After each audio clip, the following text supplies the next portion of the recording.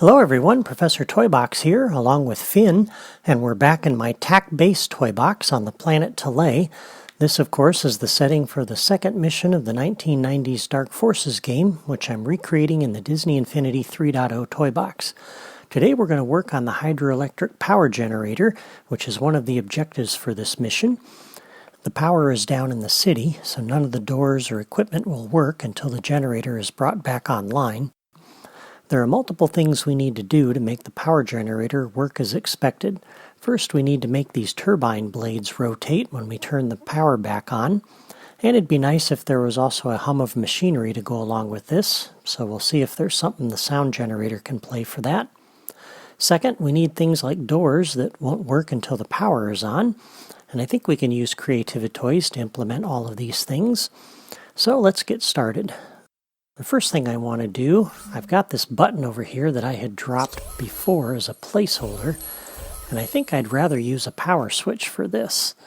Reason being is because I seldom use a power switch, and I think that would be really nice. And that way we can turn it on and off. From a gameplay standpoint, there's really no need to turn it off. However, it's kind of fun to be able to do that. And I need to be able to do that for testing purposes anyway. And then for the blocks, I've got these stacked up 3 high, and I'm going to need a separate path for each of these. So one for that, and the next one for that block. So I'll go ahead and drop these down first. And we'll do the first one here. And I'm putting this in the center of each of the blocks and at the same height. There we go.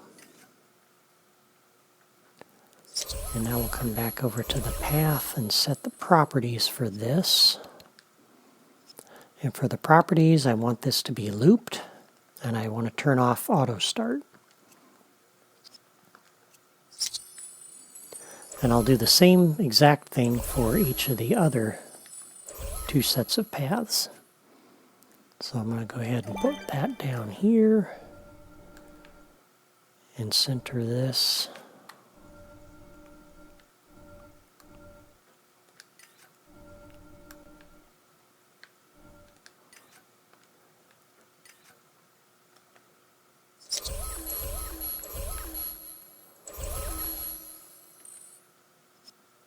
And properties, set it looped, turn off auto start. And one more.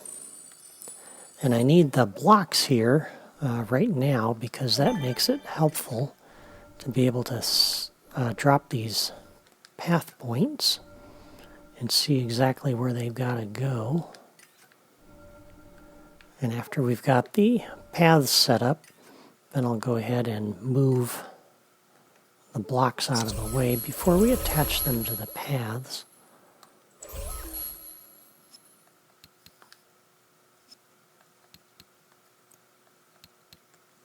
There we go. Okay, so now we have 3 paths.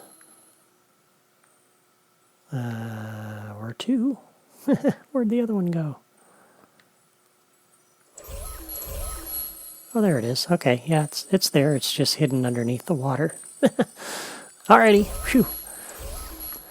Okay, so now that we've done that, we can go ahead and move these blocks. And we need to do this, again, as I've said in the past, when you attach a block to the path,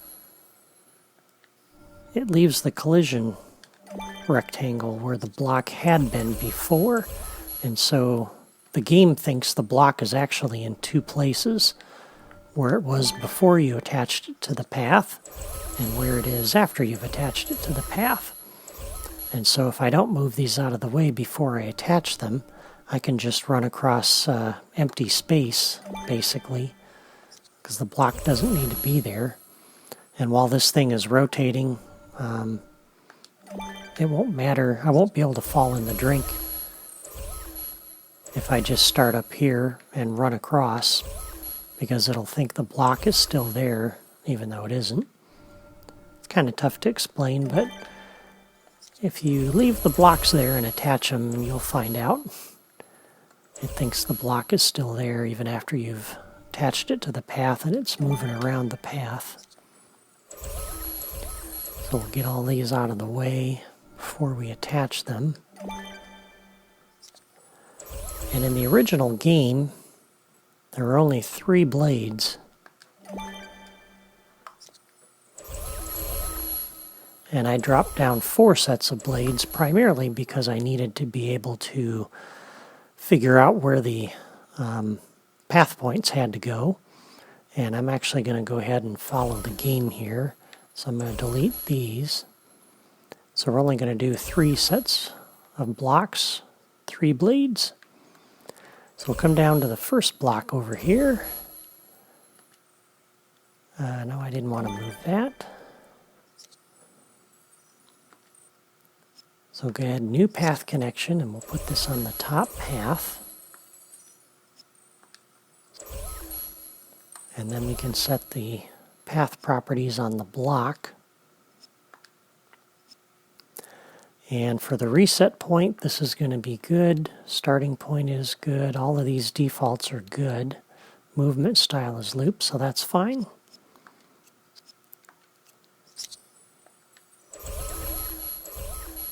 For the next block on this path,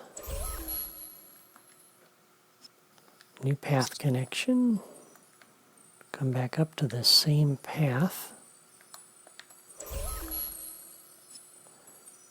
and I'm going to do toy box path, and you'll note it kept the original orientation here. So this actually is not a bad thing. This makes this easy for us to grab a hold of this block. We're going to come into the path properties for this, and I'm going to set the reset point to be 33, so 1/3 of the way around the loop here. And movement style is looped, and we'll go ahead and orient along the path. And I should have done that with the first one as well. Let's see if I can actually select that one. Ah, good, it did pick the first one.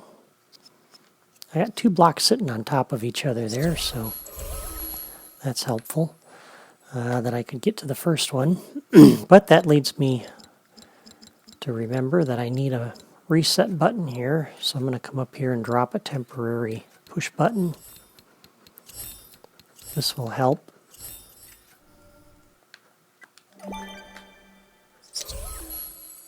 So I'm going to go ahead and set this so new logic connection when pressed. Come over to our path and do a reset and stop.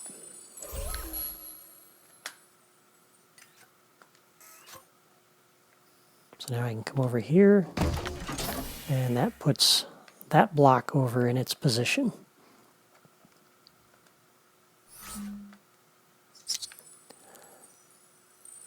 And now we come back over here. This block is oriented this way. So I'm actually going to go ahead and turn this because this will make this easier to grab a hold of. So, new path connection.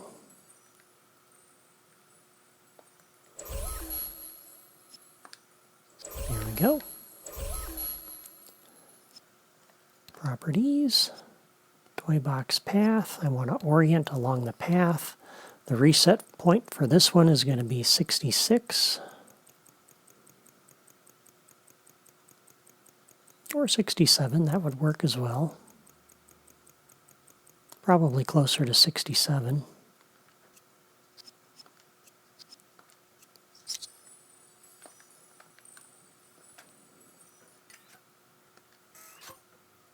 Okay.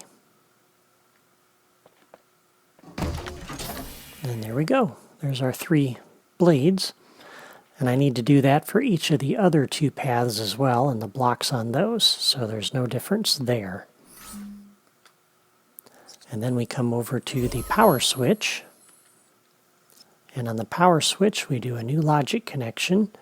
When this is turned on, we want to come over to the path and do reset and play. And on the power switch, when it's turned off, we'll come over here and do reset and stop.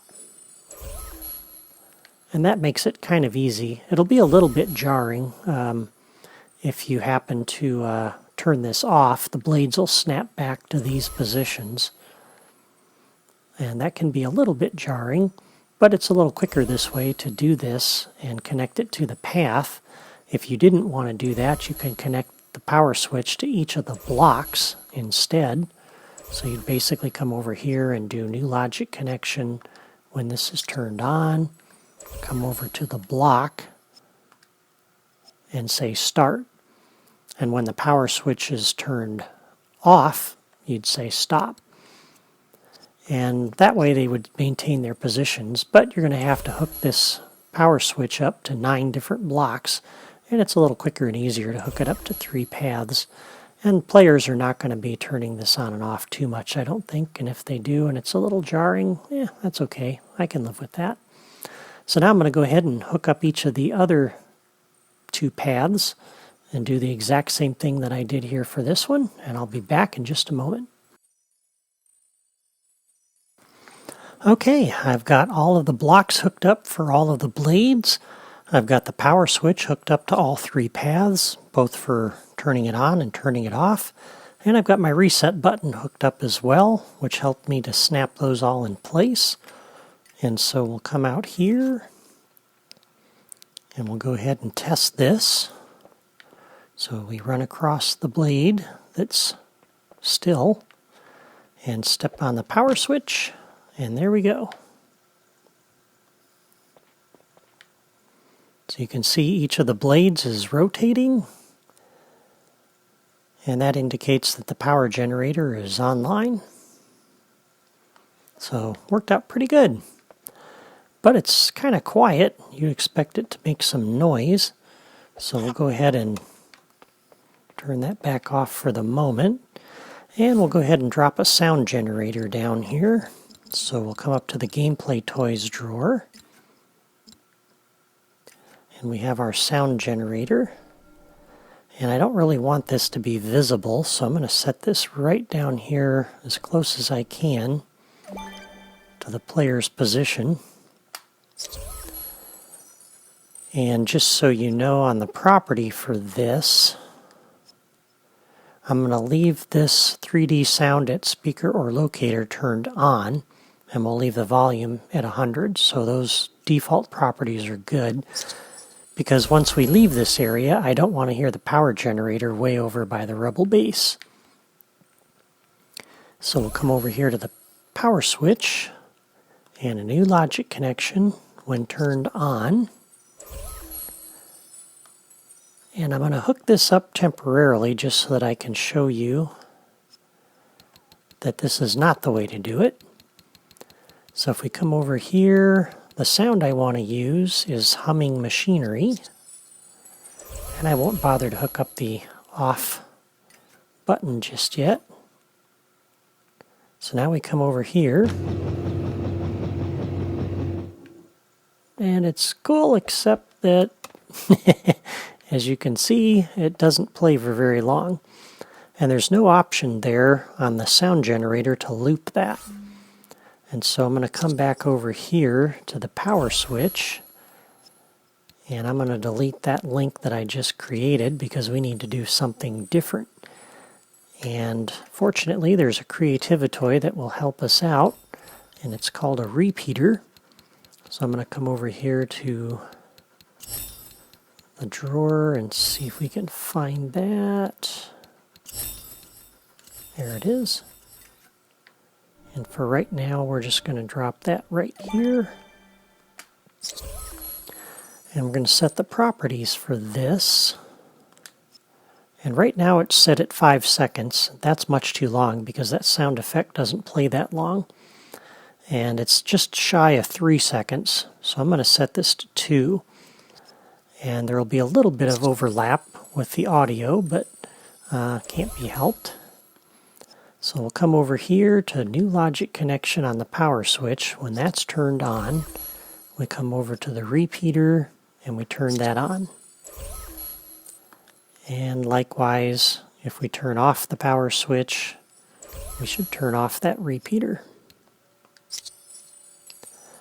And on the repeater, when that goes off, so when it repeats, we're going to come down to our sound effect generator, and we'll come back under General and scroll down until we get to the humming machinery sound. Right there. And there we go. That should do it. So let's see how that works. So now when we turn this on, that's better, I think. And if we turn it off, there's a little bit of a delay, but that's because the repeater, we have to turn that off. But the sound effect, if it's already playing, still plays for a little bit. And since we left the 3D sound turned on, whoa!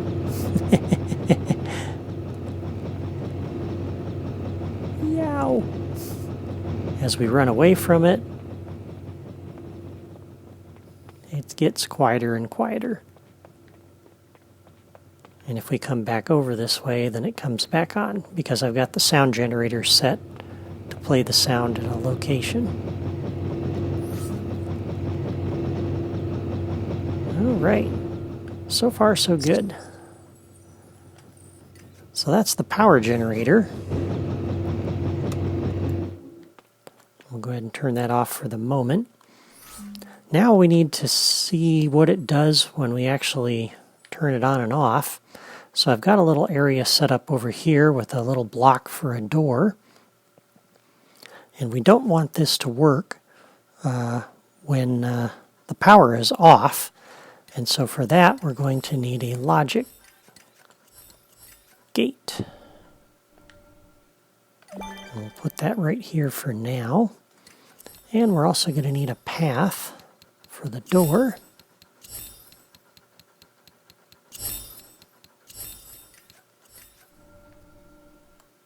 And we'll drop that right in here. And we'll raise it up and have it go there.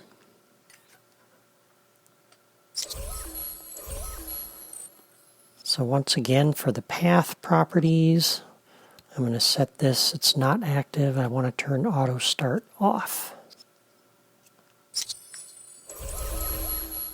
And then we'll come up here, and I put the block up here out of the way. Players shouldn't be able to reach this point. So new path connection. Go ahead and attach that door to our path. And there's our door. And we'll set the properties for the door. And I think all of this is good except for the movement style. I want this one way and stop. There we go. And normally I would connect the button up to the door. So when it's pressed, we'd come over to here and go to the path and do reset and play. But the problem is I don't want this button to work if the power generator is off. So instead, I'm going to have it so when it's pressed, we come to the logic gate and we input through the logic gate. And the logic gate, when we output, we'll come over to the door. And this will reset and play. So instead of going directly there to the door, we're going to come through this logic gate. And the advantage of that is that I can turn that on and off. And so what I need to do now, let's see, I need a level starter. At the start of this level, I want that logic gate to be closed. Let's see, did I go past it? I think I went past it. There it is.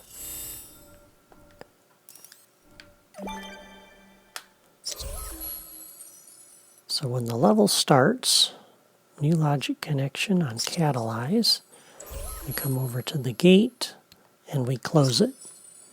And when the gate is closed, we can push this button all we want, and the signal will not get through the gate. And then we can move that out of the way later. And at the power generator, when the power switch is turned on,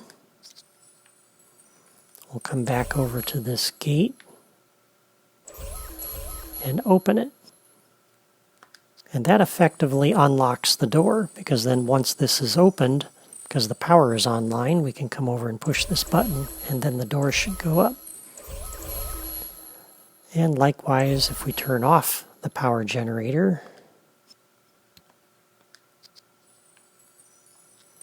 we should come back over here to our logic gate and close that again.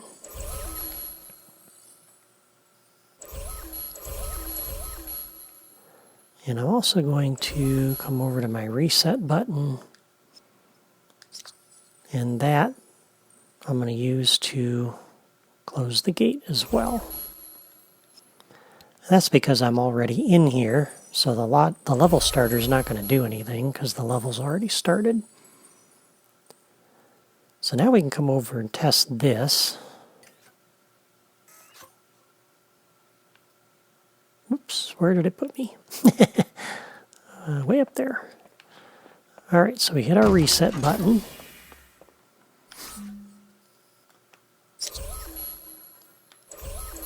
And then we come back over here. And the reset button worked like the level starter basically. So now if we come over to this button, we can push this thing all day long and nothing is going to happen because that gate is closed. So the signal is not getting from the button to the path, and this door is not opening. But we go over to the power generator now.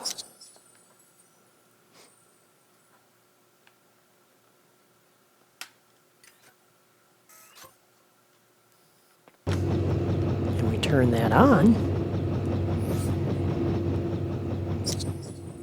And now we come back over to our button.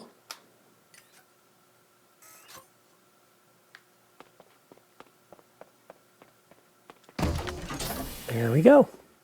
Now the door opens. We have power now to open that door. So that worked out pretty good. I should also go ahead and hook up my reset button for testing purposes to come back over here to this path and reset and stop so it closes that door again. So I can test this.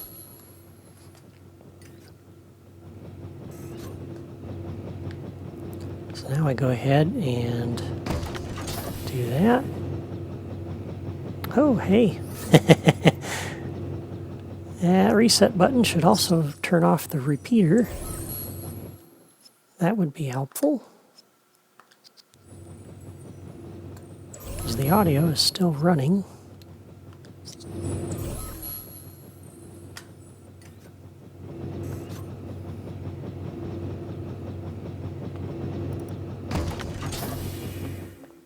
There we go. Okay, so coming over here and turning this on, oops, allowed us to open the door over there. And likewise, if we turn that off, we had that close the logic gate. So if the power generator is turned back off, we should be able to come back over here. And we can't open that door again. So there we have it, a functioning hydroelectric power generator that can power the doors and bridges in the city, and you can turn it on and off. I'll build the rest of the doors offline since they're all going to work the same as the one we just built.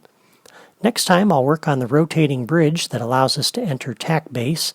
It's similar to the turbine blades we just implemented for the power generator, but it's different enough that I want to do a full video to show you how to make it work right. I hope you're enjoying this series so far, and if you are, please give my video a like and subscribe to my channel or sign up on my blog so you can follow my progress. My blog also has build tips, floor plans, and logic diagrams for those of you who want to build this in your own toy box, so be sure to check that out. Thank you for watching, and I'll see you next time.